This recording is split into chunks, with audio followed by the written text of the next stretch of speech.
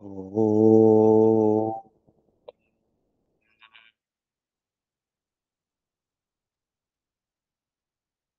ॐ योगे योगे तव स्तरम् वाजे वाजे हवामहे सखाय इन्द्रमुतये सखाय इन्द्रमुतये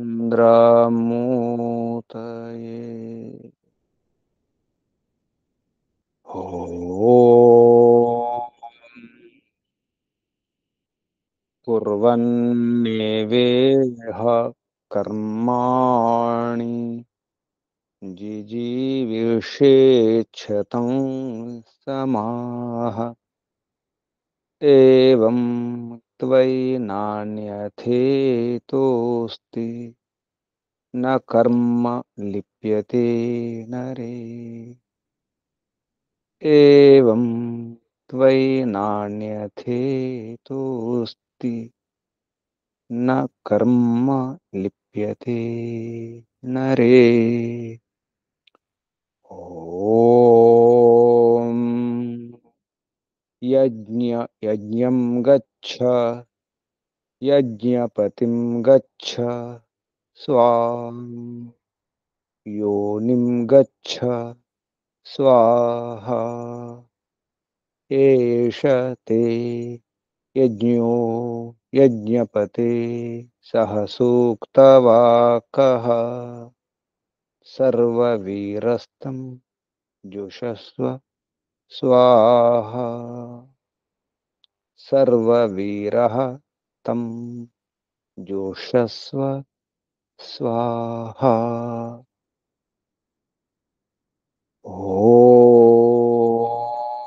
विभोरसि प्रवाहणः वह्निरसि हव्यवाहणः श्वात्रोऽसि प्रचेताः तुथोऽसि विश्ववेदाः तुथोऽसि विश्ववेदाः ॐ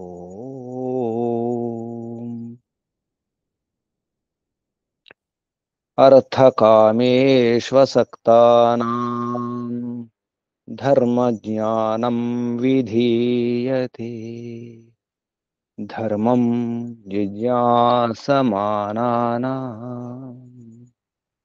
प्रमाणं परमं श्रुति धर्मं जिज्ञासमानानां प्रमाणं परमं श्रुति प्रमाणं परमं श्रुति ओ शान्ति शान्ति शान्ति परमपिता परमात्मा ॐ ॐ शाश्वत पिता शाश्वत माता ॐ सर्वपिता सर्वमाता ॐ विश्वपिता विश्वमाता विश्वपति जगन्माता जगत्पिता जगतपति ॐ ॐ ॐ शाश्वत भ्राता शाश्वत दाता शाश्वत विधाता ॐ शाश्वत बंधु शाश्वत मित्र शाश्वत सखा ॐ शाश्वत गुरु शाश्वत राजा शाश्वत यजमान शाश्वत न्यायाधीश ॐ ॐ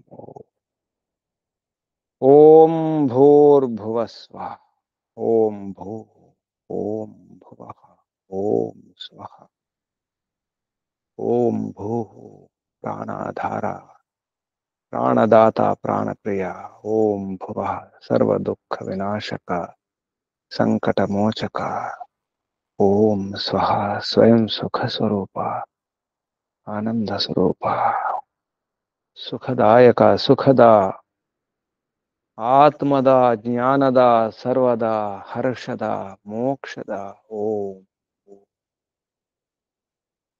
ఓంకు వందనాలు. ఋషులకు మహర్షులకు మునులకు యోగులకు గురువులకు ఆచార్యులకు అధ్యాపకులకు పెద్దలకు మాతాపితలకు శ్రేయోభిలాషులకు మిత్రులకు జడ చేతనాది చరాచర జగత్తుకు స్థావర జంగమాలకు వందనాలు. సర్వేభ్యో నమో నమః. ప్రణవ ప్రణామ. ఆత్మ బంధువులారా, శాశ్వత బంధువులారా, బ్రహ్మ బంధువులారా, ఆత్మీయ బాంధవులారా, మిత్రులారా, అత్యంత దుఃఖ నివృత్తి అభిలాషులారా, ముముక్షువులారా, సుమనార్థులారా, విశ్వాత్మ బ్రహ్మాత్మ పరమాత్మ దర్శన అభిలాషులారా, మీమాంసకులారా, ఉపాసకులారా, జిజ్ఞాసులు, సంగచ్చధ్వం సంవదధ్వం సంగో మనసి జానత దేవాభాగం యథా పూర్వే సంజాన వాసతే.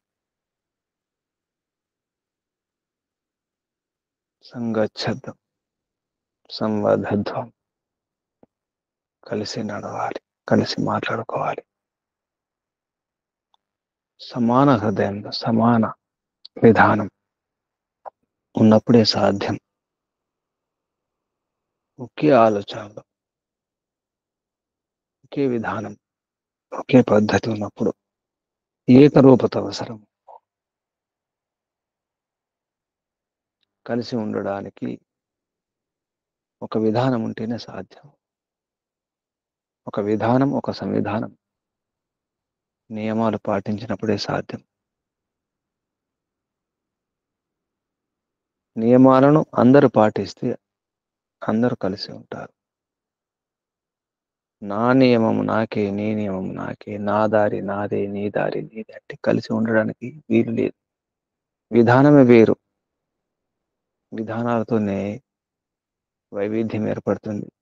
వైవిధ్యం అంటేనే వివిధ విధానాలు. వివిధ విధానాలే వైవిధ్యం, విభిన్నత. విడిపోవడానికి కారణం విధానాల విరుద్ధత. విడివిడి విధానాలు, వేరువేరు విధానాలు, వేరువేరు నియమాలు, వేరువేరు పద్ధతులు, వేరువేరు ఉపాసనలు. ఈ ఉపాసన పద్ధతి వేరు, నా ఉపాసన విధానం వేరు. ఎలా కలిసి ఉంటాం? యజ్ఞయాగాలు చేస్తున్నాము, ఒక విధానం చేస్తున్నామా? ఆ సంస్కారం కావచ్చు, ఆ యాగం, ఆ యజ్ఞం, ఆ హవనం, హోమం ఒకే విధానం ఉందా? ఒకే పద్ధతి పాటిస్తున్నాము. మిగతావన్నీ కూడా ఒకే పద్ధతి పాటిస్తున్నాయి. అమావాస్య అంటే అమావాస్య వస్తుంది, పౌర్ణమి అంటే పౌర్ణమే. పౌర్ణమి రోజు చంద్రుడు పూర్ణంగా ఉంటున్నాడు, అమావాస్య రోజు కనిపించడం లేదు. గ్రహాలు నక్షత్రాలని కూడా ఒకే విధానం పాటిస్తున్నాయి. వాటి విధానాలు ఉన్నాయి. సూర్యోదయము, చంద్రోదయం, సూర్యాస్తమయము, చంద్రాస్తమయము, గ్రహాలు, గతులు, స్థితులు, గ్రహణాలు, విధానాలు అన్ని సరిగానే ఉన్నాయి. ఏ పశువు ఏ పక్షి కూడా మార్చుకోలేదు విధానం. కొంచెం అటు ఇటుగా ఉండవచ్చు, కానీ విధానం అదే ఉంటుంది.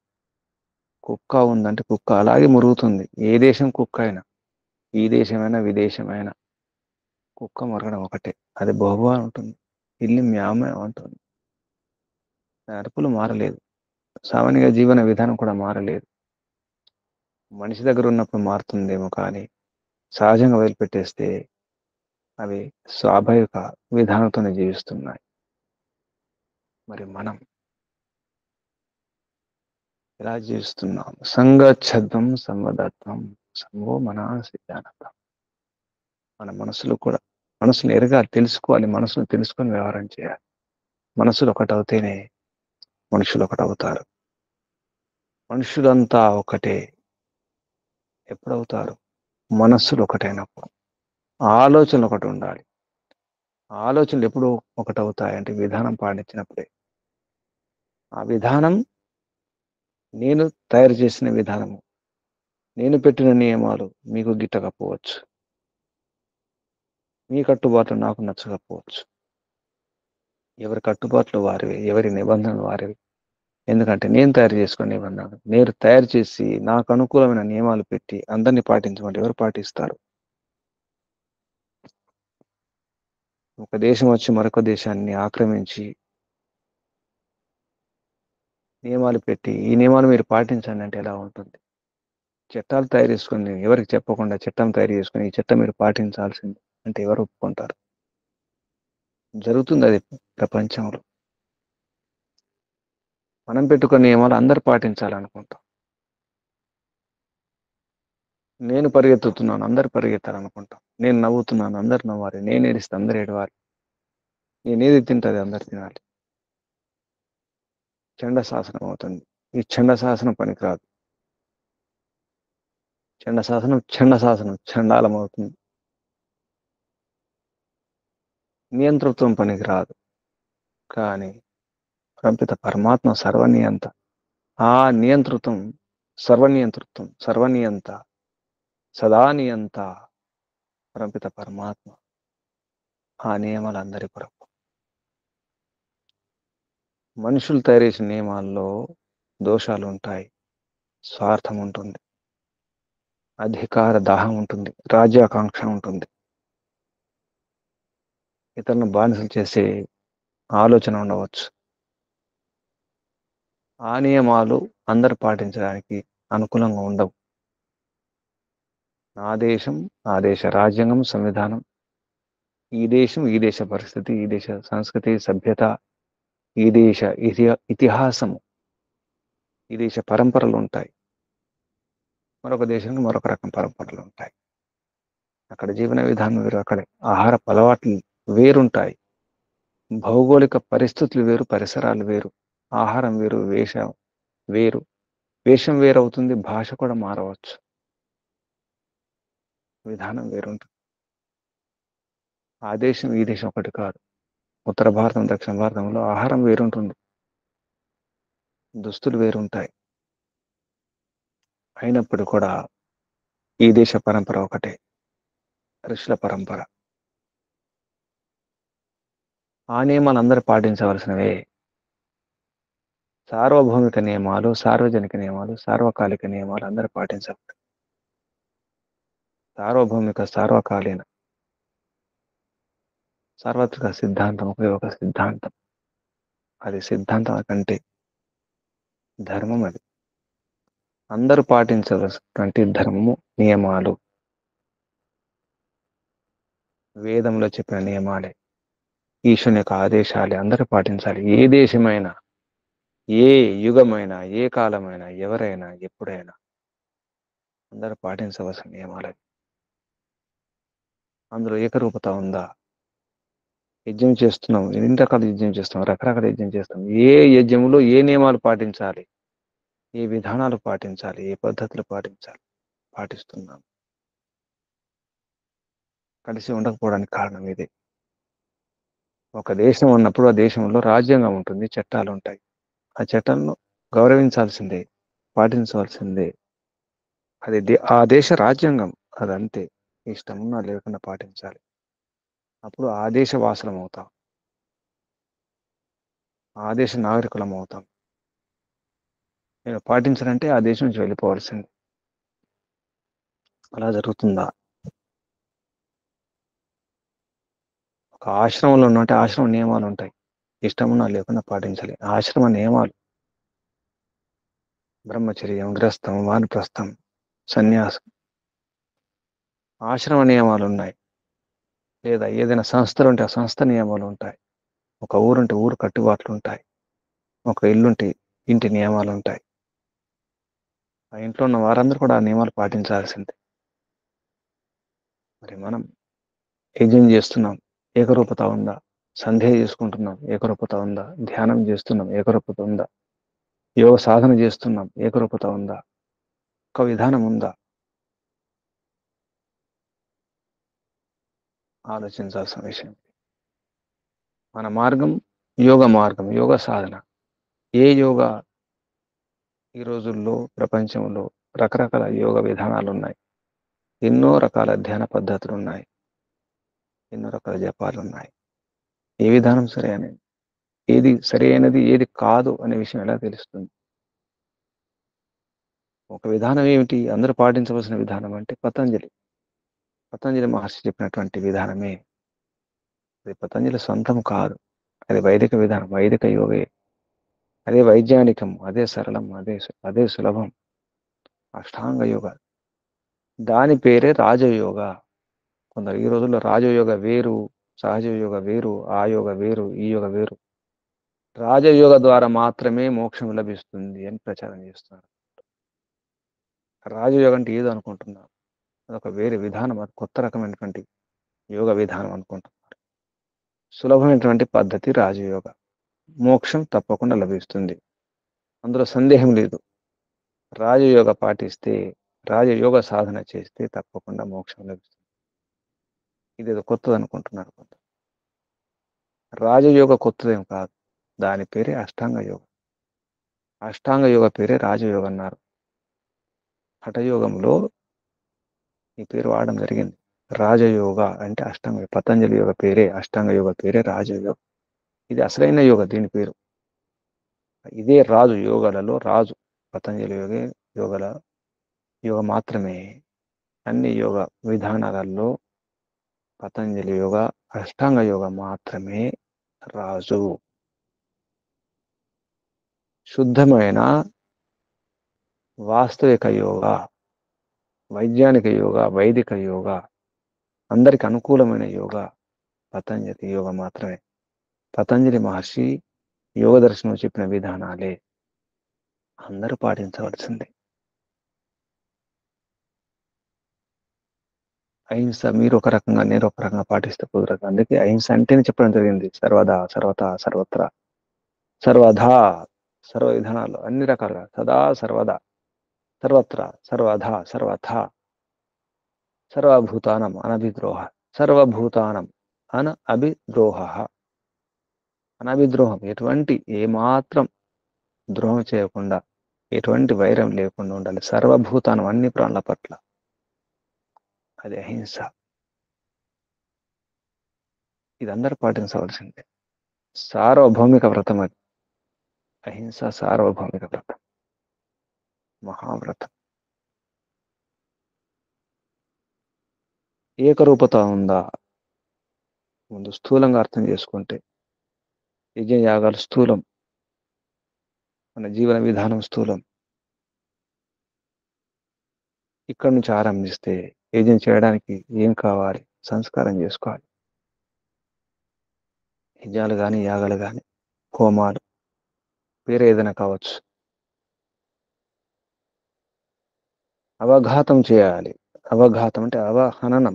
అవహననం అంటే దంచడం, ధాన్యాన్ని, వడ్లను దంచడం, లేదా జవ్వలను దంచడం. ధాన్యం ఏదైనా దంచిన తర్వాత ఆ తొక్కలు తీసివేసి, పొట్టు తీసివేసిన తర్వాత మళ్ళీ విసరాలి. పిండి చేయాలి. పిండి చేసి పురోడాష్ లాంటివి తయారు చేయడానికి ఇది సంస్కారం. అలాగే ఏవైనా మూలికలు ఉంటే మూలికలు చూసుకోవాలి, చెత్త చెదారం తీసేయాలి. ఏదైనా పురుగులు ఉంటే చూసుకోవాలి, అటువంటి వాడకూడదు. సమిధలు చూసుకోవాలి, పాత సమిధలు వాడకూడదు. బూజు ఉన్నటువంటి సమిధలు వాడకూడదు. మలిన ప్రదేశంలో పుట్టినటువంటి ఆ చెట్టుకు ఉన్నటువంటి ఆ పుల్లలు వాడకూడదు. ఇటువంటి కొన్ని విధానాలు ఉన్నాయి. వాటిని చూసుకోవాలి, సంస్కారం చేసుకోవడం, శుద్ధి చేసుకోవడం, నెయ్యిని వేడి చేసుకోవడం, అందులో సుగంధ ద్రవ్యాలు వేసుకోవడం, పాత్రలు తోముకోవడం, ఇదంతా కూడా విధానం ఉంటుంది. ఇది సంస్కారం. సంస్కారం చేయకుండా ఆహ్వానం చేయడానికి వీల్లేదు. ముందుగానే ఈ స్థూలమైన ఏర్పాట్లు చేసుకోవాలి. పాత్ర శుద్ధి కానీ, సమిధలు, నెయ్యి, సామాగ్రి, మిగతా విధానాన్ని చూసుకోవాలి. తర్వాత హవనం చేయాలి. హవనం చేసేటప్పుడు ఏం చేస్తున్నాం? యాగం. యాగం అయితే ఎలా చేయాలి? యాగము ఈ హవనానికి భేదం కూడా చెప్పడం జరిగింది. యాగం విధానాలు వేరు, యజ్ఞము లేదా హవనం ఈ విధానాలు వేరుంటాయి. ఆ విధానం తప్పకుండా పాటించాలి. పాటించకపోవడం వల్ల ఏమవుతుంది? విడిపోవడం జరుగుతుంది. యజ్ఞం అంటేనే సంగచ్ఛద్దం సమదద్దం. దానికి సమదద్దం సంగచ్ఛద్దం ఎక్కడో ఉండదు, యజ్ఞం ద్వారానే సాధ్యం అది. అలాగే మనకున్నటువంటి వస్తువులను ఆహుతి ఇవ్వడం జరుగుతుంది. ఆహుతిస్తున్నామంటే ఆ వస్తువును మనం విడిచిపెడుతున్నాము ఇష్టంతో, శ్రద్ధతో. అందుకే త్యాగం అన్నారు దాన్ని. యజనం అన్నారు. యజనం లేదా ఆహుతి ఇవ్వడము లేదా దానం చేయడం అని ఇందులో వస్తాయి. నా అధికారాన్ని, ఈ వస్తువుపైనటువంటి నా అధికారాన్ని ఇచ్చేస్తున్నాను. ఇది మగ్నే ఇదన్న మమ, ఇది నాది కాదు, సమర్పించేస్తున్నాను. ఇది అగ్నిదే, పరంపిత పరమాత్మదే. స్వత్వాన్ని అంటే అధికారాన్ని ఇచ్చివేయడము, అది దానం అవుతుంది. ఒక వస్తువుని ఇచ్చేస్తాం అంటే ఆ వస్తువు పట్ల, ఆ వస్తువు పైన మనకు ఎటువంటి అధికారం ఉండదు. దానం ఇచ్చిన తర్వాత తీసుకోవడం ఉండదు, ఇక ఇచ్చివేయడమే. దాన్ని దానం అంటారు. యజ్ఞంలో కలిసి ఉండడం కూడా ఉంటుంది, సంగతికరణం కూడా ఉంటుంది, దేవ పూజ ఉంటుంది. యజ్ఞం అంటేనే దేవ పూజ, సంగతికరణం, దానం. ఇది ముఖ్యమైన భావన. యాగం అంటేనే త్యాగం, యజ్ఞం అంటే కూడా త్యాగమే. ఇదన్నమమ్మ.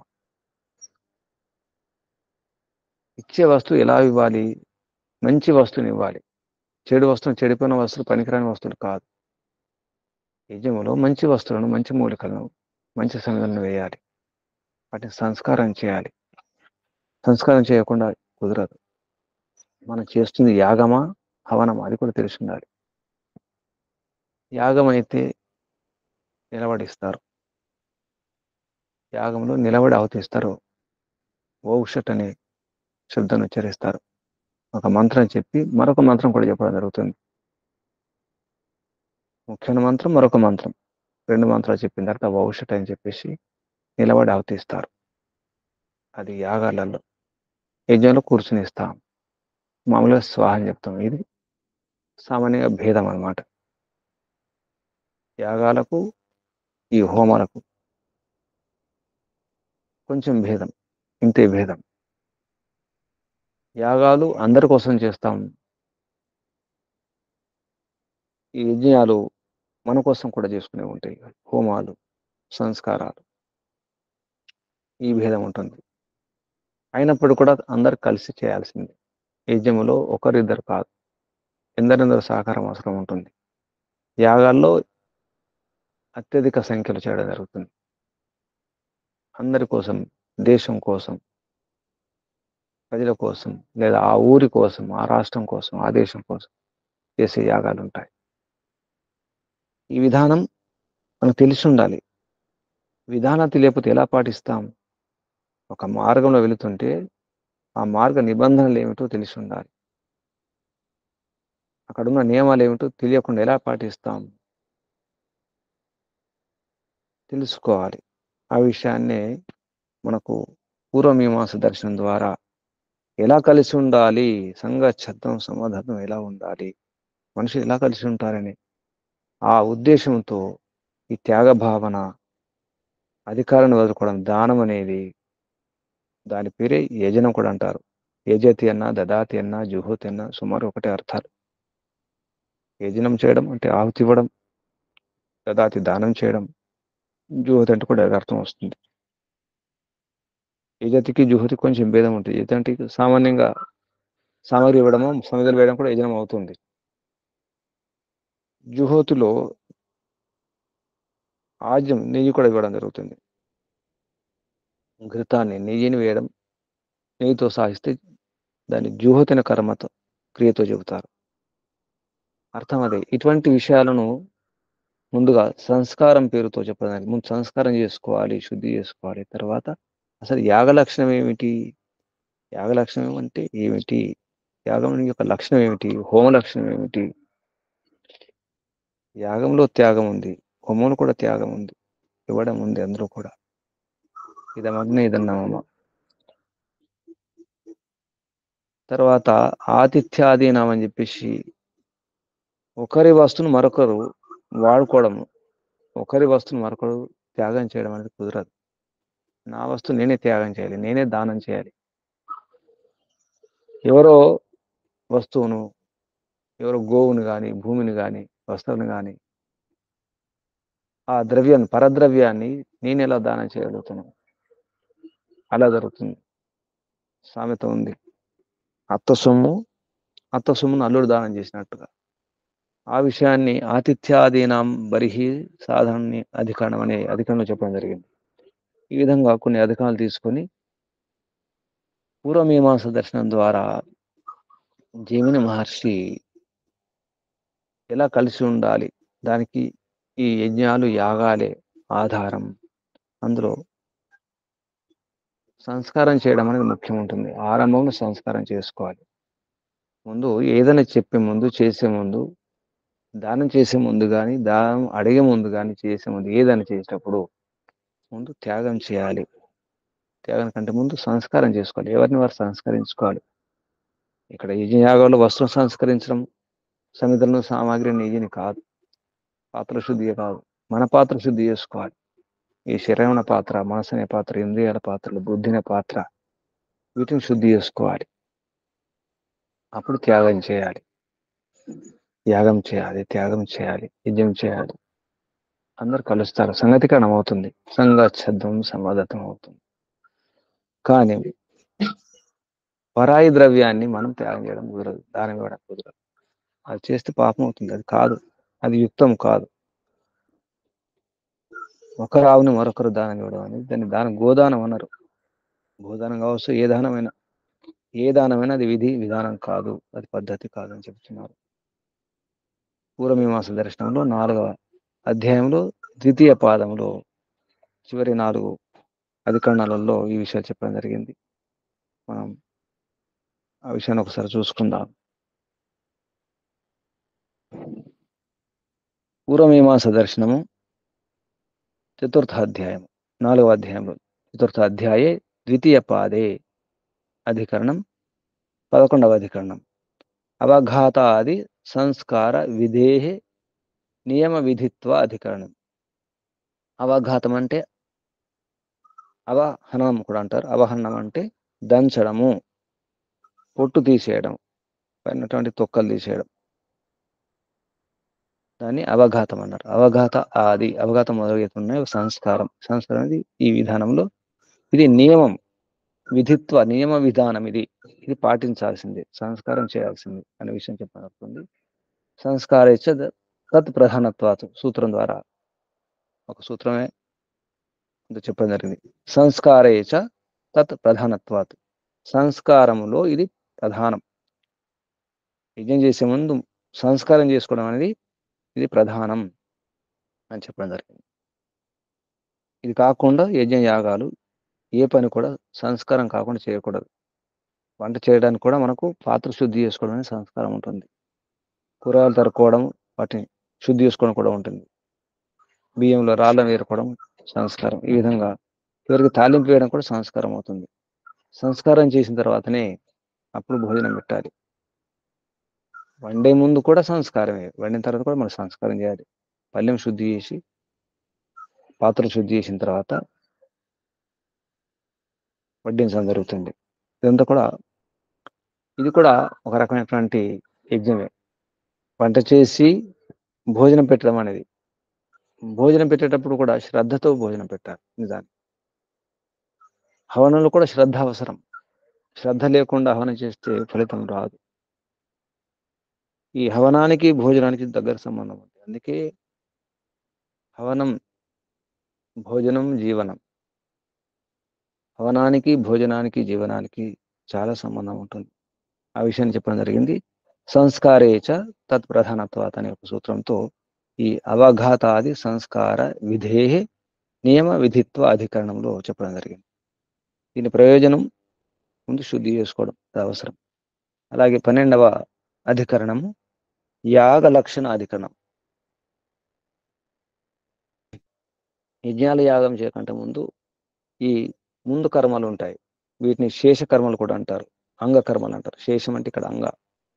యజ్ఞం యాగం చేసే ముందు శేష కర్మలు, దానికి సంబంధించిన అంగకర్మలు, స్థూల విషయాలు అన్నమాట. స్థూలంగా మొత్తం శుద్ధి చేసుకోవాలి, అన్ని ఏర్పాటు చేసుకోండి. ఏర్పాటు చేసుకున్న తర్వాత ఏదైనా పని చేయాలి. ఇది ఒక విషయం నేర్చుకోవాలి. ప్రయాణం చేయడానికి ముందు ఏర్పాటు చేసుకోవాలి. భవన నిర్మాణం కంటే ముందు ఏర్పాటు చేసుకోవాలి. పెళ్లి కంటే ముందు ఏర్పాటు చేసుకోవాలి. దేనికైనా ముందు ఏర్పాటు చేసుకోవాలి. ఆ ఏర్పాటు ఎలా ఉండాలి? సంస్కారంతో ఉండాలి. శ్రద్ధతో చేసుకోవాలి. సంస్కారం చేస్తూ అంటే శుద్ధి చేసుకుంటూ. పంట కంటే ముందు భాండ శుద్ధి ఉండాలి. అలాగే ఈశ్వరోపాసనలో మన ఆత్మశుద్ధి ఉండాలి. ఆత్మశుద్ధి లేని ఆచారం అది ఎలా? ఆత్మశుద్ధి అవసరం ఉంటుంది. ఇదంతా కూడా ఈ ఆది భౌతిక విషయాలతో మనకు ఆధ్యాత్మిక విషయాన్ని బోధిస్తున్నారు జైమిని మహర్షి. తర్వాత జీవితం త్యాగమయంగా ఉండాలి. అందుకే యాగ లక్షణం తీసుకోవడం జరిగింది. 12వ అధికరణం యాగ లక్షణం. ఇందులో యజనం చేయడము అంటే సమర్పించడం అనేది ఒకటి ఉంటుంది. సమర్పించే ద్రవ్యాన్ని, ఏ ద్రవ్యాన్ని ఏ దేవతకు, ఇక్కడ ఏ దేవత అంటే ఏ లాభాన్ని ఆశించి, ఏ ప్రయోజనాన్ని ఆశించి చేస్తామో దాని పేరు దేవత. దేన్ని ఆశించి ఆహుతిస్తున్నాం, ఏ లాభం కొరకు, ఏ ఉద్దేశంతో, ఏ దేవతకు ఏ ద్రవ్యాన్ని ఇస్తున్నాము అది తెలిసి ఉండాలి. అన్ని దేవతలకు అదే అదే ఆహుతి, అదే సామగ్రి ఉండదు. శిష్టకృతి యొక్క సామగ్రి వేరు, అష్టాధ్యాహుతి యొక్క విధానం వేరు. అష్టాధ్యాహుతి అందులో ఆజ్యం మాత్రమే ఇవ్వాలి, సామగ్రి వేయకూడదు. ఇటువంటి విధానాలు ఉంటాయి. యజతి చోదన ద్రవ్య దేవతాక్రియం సముదాయే కృతార్థత్వాత్ అనే ఒక సూత్రం ద్వారా చెప్పడం జరిగింది. ఇది యాగ స్వరూపం, యాగ లక్షణం ఏమిటో చెప్పడం జరిగింది. ఇందులో యాగములో అందరి కొరకు చేస్తున్నాం, అది కూడా ఒకే పద్ధతిలో చేయడానికి ప్రయత్నం చేయాలి. ఒకే పద్ధతి ఏమిటంటే త్యాగం చేయడమే ముఖ్యంగా. అందరి కొరకు నేను నా యొక్క అధికారాన్ని వదులుకోవాలి.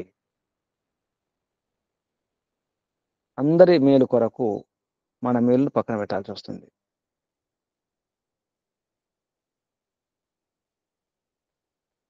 సార్వజనిక సామాజిక ఉపయోగం కొరకు వ్యక్తిగత వాటిని పక్కన పెట్టాలి. వ్యక్తిగత విషయాలు అందరూ స్వతంత్రులే, కానీ సామాజిక విషయాలు స్వతంత్రం ఉండదు. యాగంలో కూడా అటువంటిది. అందరి కోసం చేస్తాం కాబట్టి మనం మన యొక్క ఏమైనా ఉంటే పక్కన పెట్టి చేయాలి. ఈ విధంగా చెప్పడం జరిగింది. యజ్ఞ యాగాలు సంగచ్ఛద్వం సమదత్వం కొరకే. అసలు సంగచ్ఛద్వం సమదత్వం యొక్క ఆ విధానం కూడా యజ్ఞ యాగాల్లో సంబంధించినటువంటి నియమాలు. కలిసి చేయాలి, కలిసి మాట్లాడాలి, కలిసి ఆలోచించుకోవాలి. మనసులో ఒకటి కావాలి, సమాన హృదయం, సమానమైన మనసులో ఉండాలని చెప్పడం జరిగింది. దాని కొరకే ఇదంతా. ఇటువంటి కార్యక్రమం ద్వారానే కలిసిపోవాలి. ఒక్కోసారి బంధువులు విడిపోతారు, కార్యక్రమాలు కలుస్తారు. పెళ్లిల్లో కానీ లేదా అంత్యేష్టులు కానీ ఏమైనా పండుగల్లో కానీ కలుస్తారు. ఈ పండుగల ఉద్దేశం ఏమిటి? ఈ పెళ్లిల ఉద్దేశం ఏమిటి? కార్యక్రమాల ఉద్దేశం ఏమిటి? ఆచారాల ఉద్దేశం ఏమిటి అంటే కలిసి ఉండడం కొరకే, కలవడం కొరకే. మీ ఆచారం వేరు, నా ఆచారం వేరు, తప్పు కలవరు. ఆచారాలు వేరైతే కూడా కలవరు. అందుకే రకరకాల కులాచారాలు, గ్రామాచారాలు, రకరకాల ఆచారాలతో ఉంటాయి. అందుకే ఆ కులం వారే కలిసి ఉంటారు. ఆచారం, ఆ నియమాలు ఉన్నవారే, అలవాట్లు ఉన్నవారే. తాగుబోతులు కలిసి ఉంటారు, పేకాట ఆడేవారు, జూదం ఆడేవారు కలిసి ఉంటారు. ఆటగాళ్ళు కబడ్డీ ఆట ఉంటే ఆ క్రీడలో ఉన్నటువంటి వారు కలిసి ఉంటారు. అక్కడ బృందం ఉంటుంది, ఆటకు సంబంధించిన బృందం. అలాగే ఒక ఆచారం ఉంటే, ఒక అలవాటు ఉంటే, ఒకే రకం అలవాటు ఉంటే అది కలిసి ఉంటారు. మరి మనకు ఒకే రకం అలవాటు ఉందా?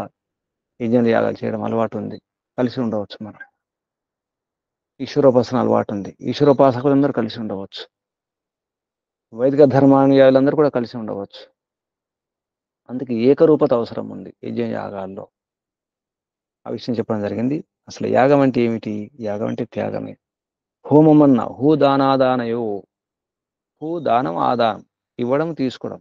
ముందు దానం ఇవ్వాలి, తర్వాత ఆదానం తీసుకోవాలి. యజ్ఞంలో ఆహుతి ఇస్తున్నాం, శ్రద్ధతో ఇస్తాం, దానం చేస్తాం, సామాగ్రిని ఆహుతి ఇస్తాం. మళ్ళీ ఆ యజ్ఞం నుంచి మనకు సుగంధాలు వచ్చేస్తాయి. ఆ మూలిక ద్రవ్యం వాటి యొక్క దాని యొక్క ఆ మూలిక శక్తిని పెంచి చేస్తుంది. అగ్ని, ఆ హోమ అగ్ని మూలికలు ఉన్నటువంటి శక్తిని సూక్ష్మం చేసి, దాన్ని తీవ్రం చేసి, బలం చేసి మళ్ళీ మనకి ఇచ్చేస్తుంది, ఆదానం అవుతుంది. అందుకే హూ దానాదానం అన్నారు. దాన్ని జూహూతి అంటారు. కేవలం సామాగ్రి వేస్తే కాదు. జూహూతి అంటే సామాగ్రి తర్వాత నెయ్యి కూడా వేయాలి. దాన్ని అంటారు జుహూతి అనే క్రియల ద్వారా చెప్పడం జరుగుతుంది. ఒకటి ఏజతి, రెండవది జుహోతి, మూడవది దదాతి. దదాతి అంటే కేవలం ఇవ్వడమే. ఏదని ఇవ్వచ్చు, ఎక్కడైనా ఇవ్వవచ్చు. కానీ యజ్ఞంలో కూడా ఇస్తాం. యజ్ఞంలో ఇవ్వడం అనేది ముఖ్యం. అంటే అందరి కోసం, అందరి మేలు కోసం ఇవ్వడం అనేది, సామాజిక హితం కొరకు, అందరి హితం కొరకు మనం కూడా సహకరించడం అనేది చాలా గొప్ప విషయం. ఒక్కోసారి పేరు కోసం, ప్రతిష్ట కోసం చేస్తాం, అది వేరు. ఏ పేరు లేకుండా, ఏ ప్రతిష్ట లేకుండా అందరి కోసం, అందరి మేలు కొరకు సహకరించడం, మన అధికారాన్ని వదులుకోవడం, అంటే ఆ వస్తువు పైన అధికారాన్ని వదులుకొని ఇచ్చేయడం, అది దదాతి అన్నారు. నిజానికి అన్ని ఒకటే అర్థం. యజతి అన్నా, దదాతి అన్నా, జుహూతి అన్నా, ఆ యజ్ఞం విషయంలో, యాగం విషయంలో అర్థం ఒకటే వస్తుంది. కానీ చిన్న భేదం ఉంటుంది. ఇస్తున్నాం కానీ శ్రద్ధతో ఇవ్వాలి, మన అధికారాన్ని వదిలిపెట్టి ఇవ్వాలి. అది కూడా నెయ్యి కలిపి ఇవ్వాలి. అన్నం వడ్డిస్తే లాభం లేదు, కేవలం అన్నం పెడితే కుదరదు. కూర కూడా ఉండాలి. ఒకసారి కూర ఉంది కానీ అందులో ఎటువంటి సంస్కారం చేయలేదు, తాలింపు వేయలేదు, నూనె లేదు, నెయ్యి లేదనుకోండి, అది పద్ధతి కాదు. తప్పకుండా నూనె కానీ నెయ్యి కానీ ఇవ్వాలి. అందుకే స్నేహం అన్నారు, నూనెని స్నేహం అంటారు. స్నేహం ఉండాలి. నెయ్యి కూడా స్నేహమే, అందులో కూడా స్నేహ గుణం ఉంటుంది, అంటుకునే గుణం. స్నేహం అంటే అంటుకునే గుణం ఉంటుంది. స్నేహం అంటేనే అంటుకుని ఉంటారు. కాబట్టి ఇదంతా విధానం, ఈ విధానం పాటించాలి. తర్వాత హోమ లక్షణం గురించి చెప్పడం జరిగింది 13వ అధికరణంలో. హోమం అంటే ఏమిటి అంటే, అందులో హోమంలో జుహోతి ఉంటుంది. జుహోతి అంటే నెయ్యి కలిపి ఇవ్వడం అనేది హోమం అంటారు. కొంచెం భేదం అంతే.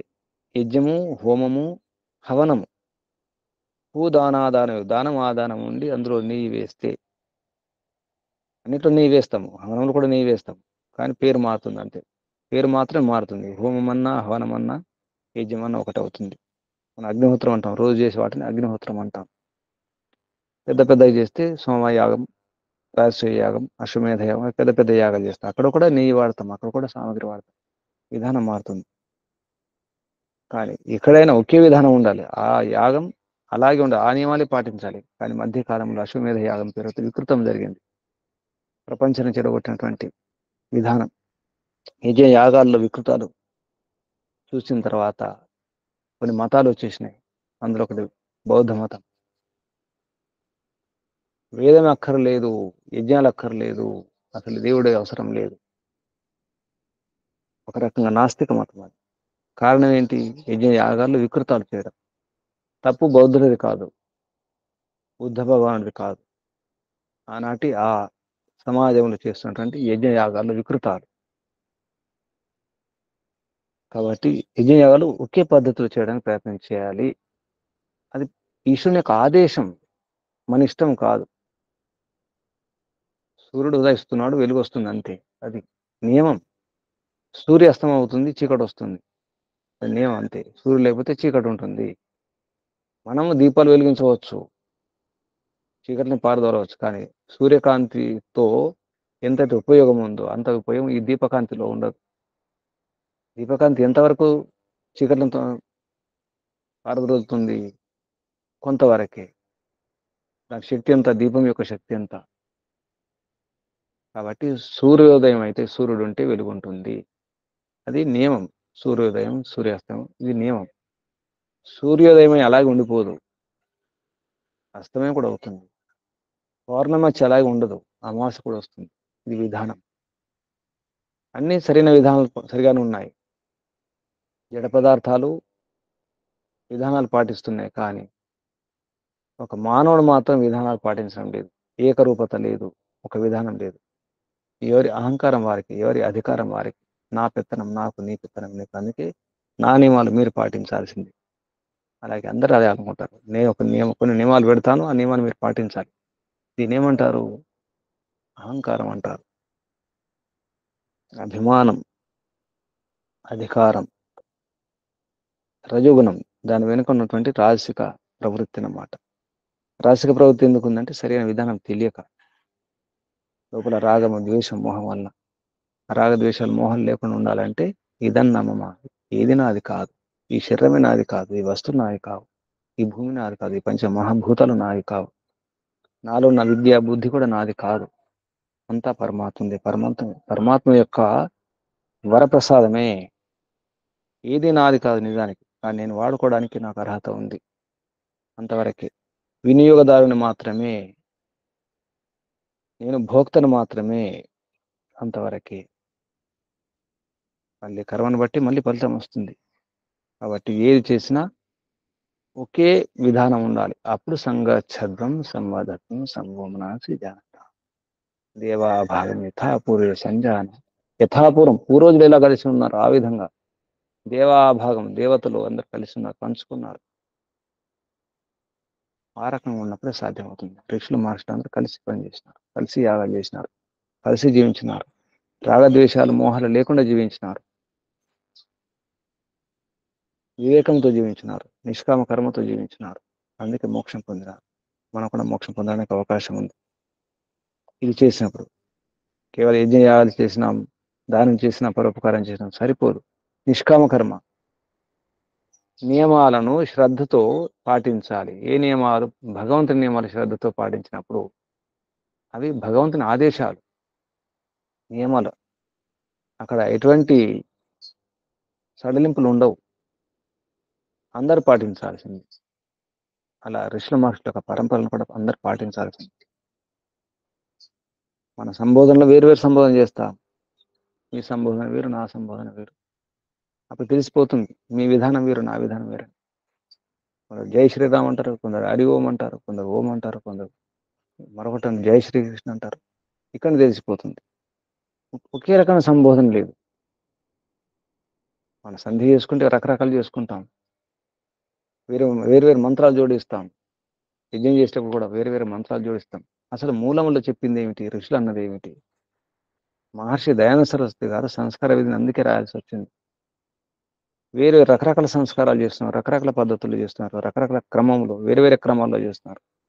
ఒక పద్ధతి లేదని చెప్పేసి ఏకరూపత కొరకు సంస్కార విధిని నిర్మాణం చేసి ఇస్తే మనం ఏం చేస్తున్నాం? సంస్కార విధిని చూస్తున్నాము, సత్యప్రకాశం చదువుతున్నాము. మరి ఒక ముఖ్యమైన మూడు మూడు ముఖ్యమైన గ్రంథాలు ఉన్నాయి. ఋగ్వేదాది భాష భూమిక, సత్యార్థ ప్రకాశం, ఎన్నో సమస్యలకు పరిష్కారం, ఎన్నో సందేహాలకు సమాధానం. చూస్తున్నామా? పాటిస్తున్నాం. కలిసి ఉండాలంటే ఆ నియమాలను మనం పాటించాలి. ముందు మనం పాటించిన తర్వాత అందరు పాటించాలని ప్రయత్నం చేయాలి, అంతే. ఇక్కడ అధికారం కోసం కాదు. అధికారం చెలాయిస్తే ఎవరు ఊరుకోరు. అందరూ ఆత్మలే, అందరికీ అభిమానం ఉంటుంది, అందరిలో రజోగుణం ఉంది. అభిమానం తప్పకుండా ఉండాల్సిందే. అభిమానం అంటే అస్తిత్వం ఉంటుంది, దాన్ని అహంకారం అంటారు. ప్రతి పదార్థంలో అహంకారం ఉంటుంది, అస్తిత్వం ఉంటుంది. ప్రతి పదార్థానికి ఉనికి ఉంటుంది, సత్తా ఉంటుంది. దేని సత్తా దానికే ఉంటుంది. కారం సత్తా కారంకు ఉంటుంది, ఉప్పు సత్తా ఉప్పుకుంటుంది. కారం కూడా దాని ప్రతాపం చూపిస్తుంది. కారం కూడా, ఉప్పు కూడా చూపిస్తుంది. పులుపు వస్తువు చూపిస్తాయి, చేదని చూపిస్తుంది. నేను చేదును, నేను పులుపుని చెప్తున్నాయి అవి. అలాగే పంచమహాభూతాల్లో కూడా అస్తిత్వం ఉంది, ఉనికి ఉంది, అహంకారం ఉంది. ప్రతి జడ పదార్థంలో అహంకారం ఉంటుంది, మనకు కూడా అహంకారం ఉంటుంది. కానీ ఏ అహంకారం ఉండాలి? సత్యమైన అహంకారం ఉండాలి, మిథ్యా అహంకారం కాదు. అభిమానం దురభిమానం కాకూడదు. దాని అర్థం ఏమిటి? నేనేమిటి, నా స్వరూపం ఏమిటి అర్థం చేసుకోవాలి. దాని కొరకే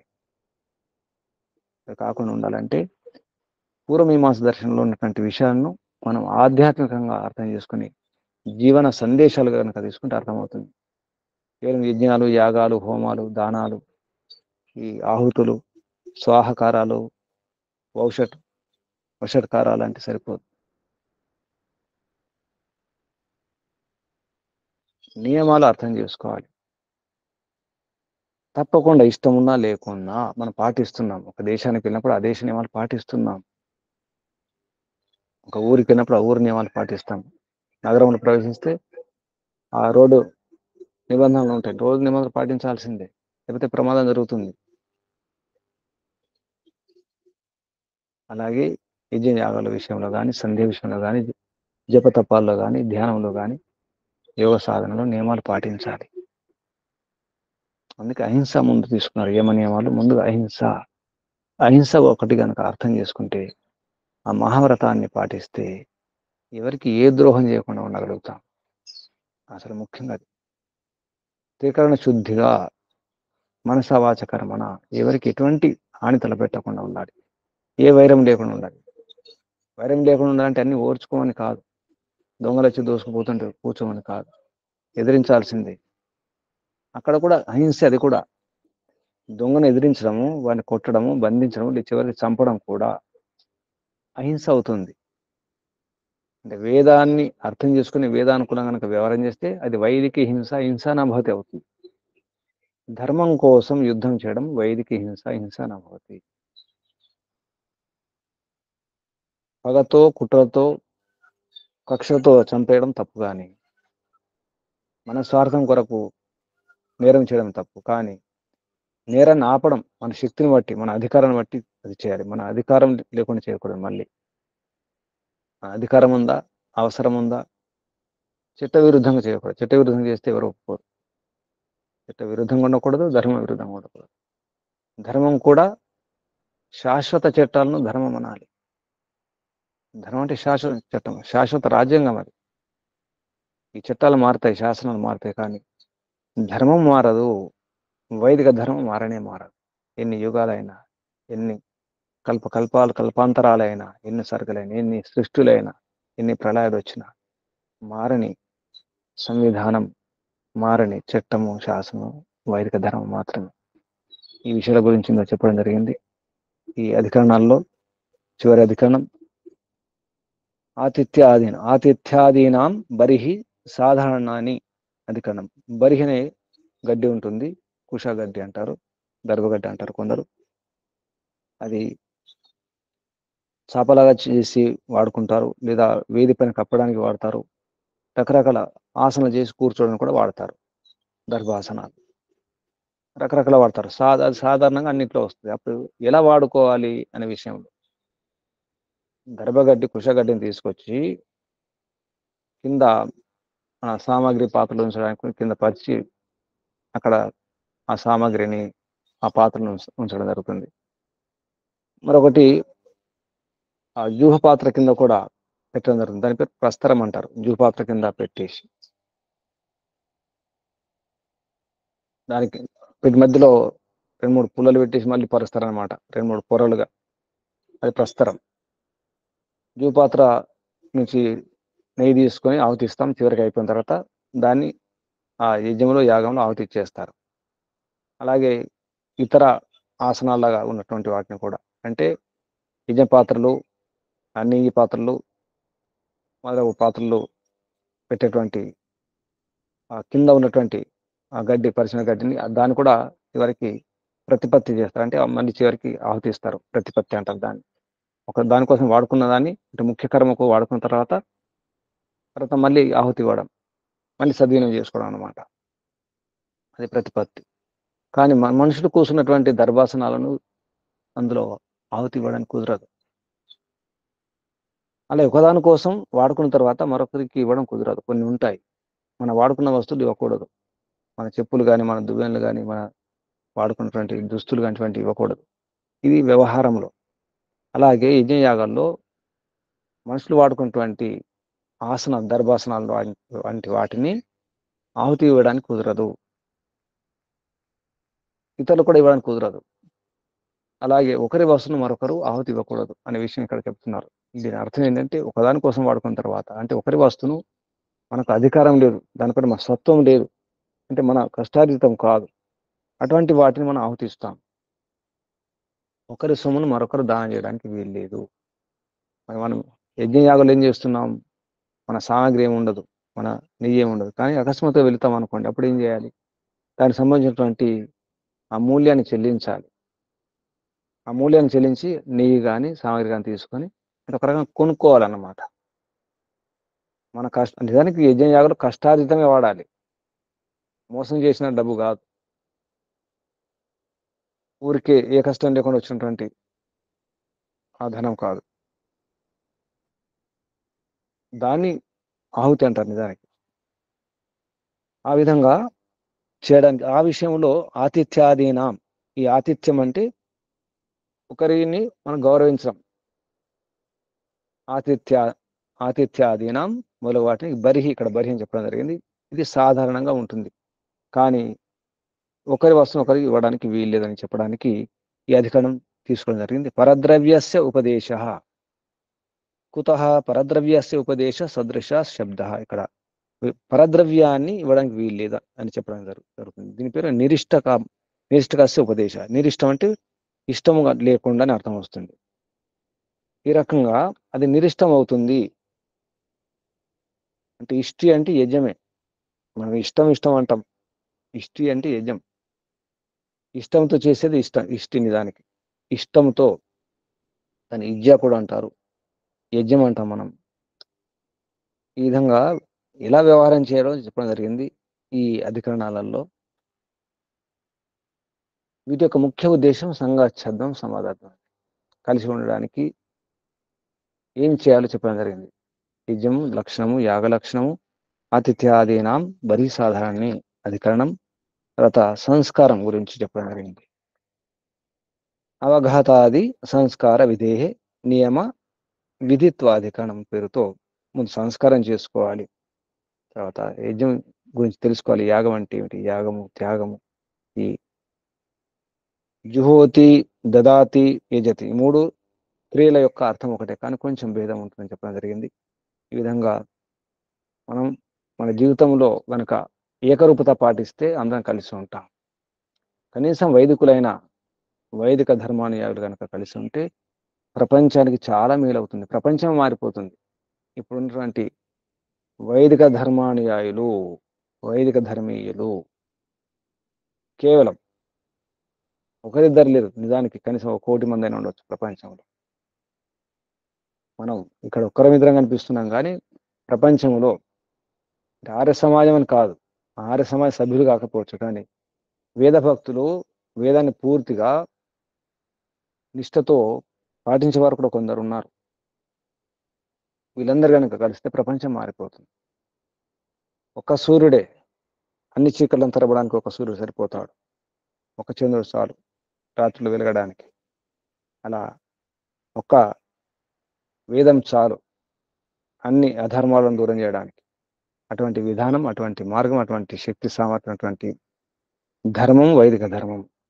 కాబట్టి ఈ నియమాలు సార్వత్రిక నియమాలు కాబట్టి, సార్వభౌమిక నియమాలు, సర్వ స్వతంత్ర నియమాలు కాబట్టి, నిత్య నియమాలు కాబట్టి, సనాతన నియమాలు కాబట్టి, శాశ్వత నియమాలు కాబట్టి, ఇది మారని సత్యం కాబట్టి అందరూ ఏకరూపంగా ఉండే ప్రయత్నం చేయాలి, ఒకే విధానాన్ని పాటించే ప్రయత్నం చేయాలి. అర్థం కాకపోతే, ఎలా పాటించాలో అర్థం కాకపోతే మహర్షి దయానంద వారు పరిష్కారం చేయడం జరిగింది ముందుగానే. సంస్కార విధి చూడండి యజ్ఞయాగాల విషయాల్లో.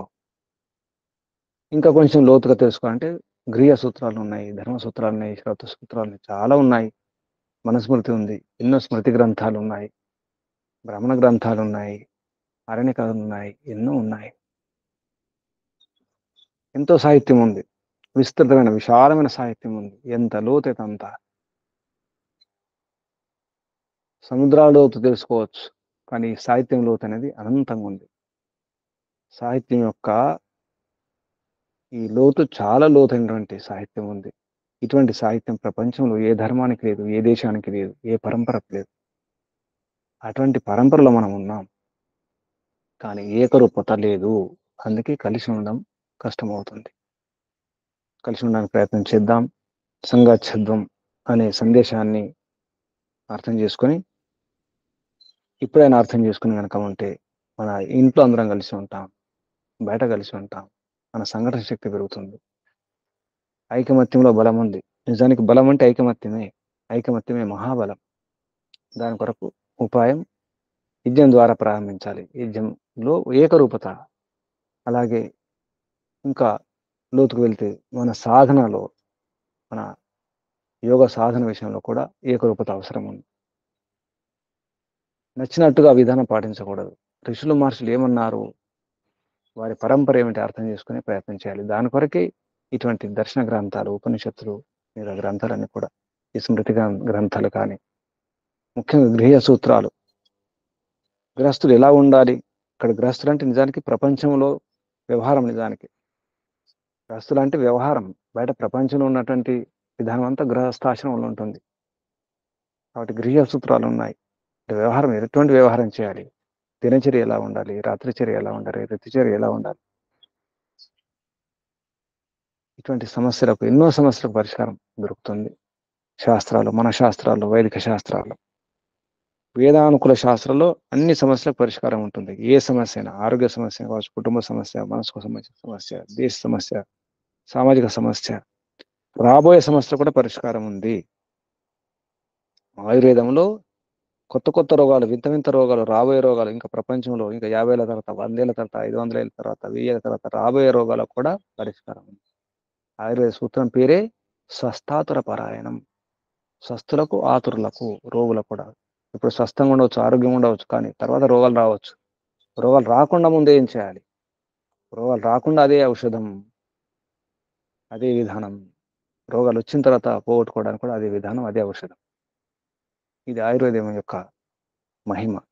అలా తర్వాత రోగాల పేర్లు ఏమైనా ఉండవచ్చు, కానీ అన్ని రోగాలు దూరం చేసుకోవచ్చు. ముందుగా మనం సిద్ధంగా ఉండాలి.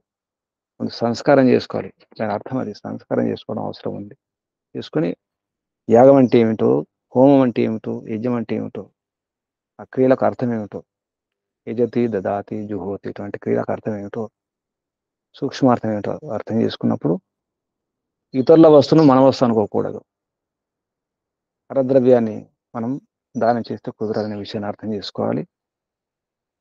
ఇది విధానం. అలాగే పరుల యొక్క జ్ఞానాన్ని కూడా, ధనమే కాదు, పరుల యొక్క జ్ఞానాన్ని నా జ్ఞానము, నా విద్య అని చెప్పుకోకూడదు. నిజానికి మనకున్న విజ్ఞానం అంతా కూడా ఈ భాష, ఈ పదాలు, ఈ శబ్దాన్ని మన సొంతం కాదు. ప్రయత్నం చేయాలి, చాలా ప్రయత్నం చేయాలి, ఇంకా ప్రయత్నం చేయాలి. ప్రయత్నం చేయడం అవసరం ఉంది. ఎంతో ప్రయత్నం చేయాలి.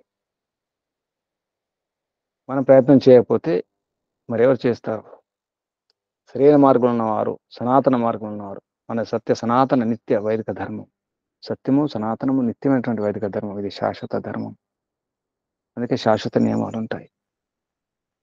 మనకు అనుకూలమైన, అనుకూలం కాకుండా పాటించడానికి ప్రయత్నం చేయాలి. అనుకూలం కాకపోతే ఆగండి, కానీ మళ్ళీ పాటించడానికి ప్రయత్నం చేయాలి శ్రద్ధతో. అందుకే సంస్కారం ఉన్నారు ఇక్కడ. సంస్కారం చేసుకోండి, విషయాలు తెలుసుకోండి, కలిసి ఉండండి. త్యాగం అంటేనే త్యాగం. జీవితంలో త్యాగం అవసరం ఉంది. ఈశావాస్యమిదం సర్వం యత్కించ జగత్యాం జగత్ తేన త్యక్తేన భుంజేథ మా గృధకస్య సిద్ధనం. ఎవరి ధనాన్ని ఆశించకుండా ఉండాలి.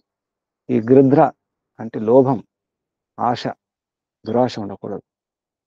మనం కష్టపడలేదు, మన వస్తువు కానీ కాదు, ఎందుకు ఆశించడం, ఎందుకు లాక్కోవడం, అన్యాయంగా ఎందుకు తీసుకోవడం? ఈశావాసం ఇదంతా భగవంతుని యొక్క ఆవాస్యం. ఇదంతా అంత భగవంతుడు. తేన తెక్తేన భంగీత. భగవంతుడు ఇచ్చిందని మనం అనుభవించాలి. సుఖపడడం కూడా భగవంతుడు ఇచ్చినటువంటి ఉంది. మన కర్మ చేసిన తర్వాత తప్పకుండా ఫలితం వస్తుంది. కర్మని ఏవ అధికారస్తే మా ఫలేషు కదాచన. కర్మ చేస్తుండాలి, తప్పకుండా ఫలితం వస్తుంది. భగవంతుడు ఇస్తూనే ఉన్నాడు కదా. భగవంతుడు ఇవ్వకుండా ఉంటే కదా, భగవంతుడు ఏది దాచుకోలేదు, అన్ని ఇచ్చేసినాడు.